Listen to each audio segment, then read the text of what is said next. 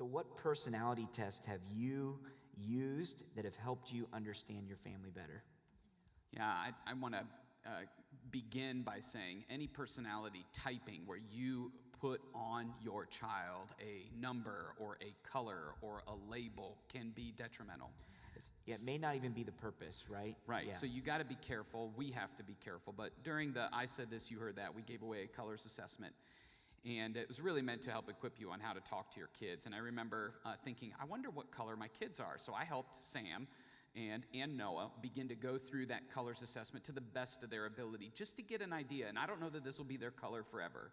Right. But what I did with Sam, what it did for me is it opened my eyes that when we are having a teaching moment, when we are having a coaching conversation, I'm not communicating to him according to his temperament needs. I'm communicating to him as a dad, and he's communicating red and yellow back to me, and I'm not receiving it. I'm calling it disrespect, and there may be times where it is.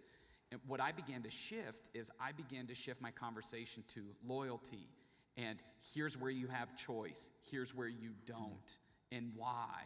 And when I started to say things like, Sam, I am always going to be in your corner. I am for you, even when we disagree. I noticed his engagement level in that conversation shifted tremendously when I spoke according to his needs. And so I think that's something that we try to pay attention to. What are their spiritual gifts? What's the story that God is writing in them, not just the story that we want? Does that make sense? Yeah, for sure.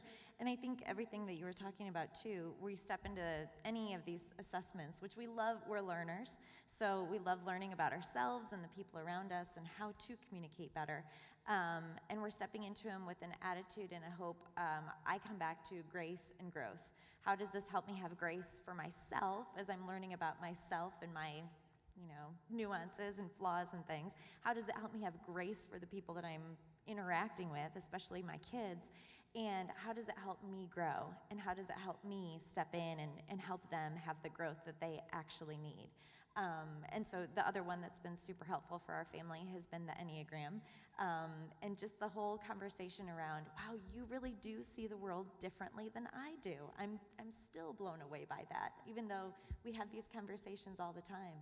And so I can look at Lydia, and I'm somebody who likes to just wing it and figure it out on the fly, and she likes a plan a little bit more. And I don't always get it right, and it does help me step in and just be prepared to meet her in the space that is most helpful for her and for all of our kids, and certainly giving them room to grow and morph as they get older too.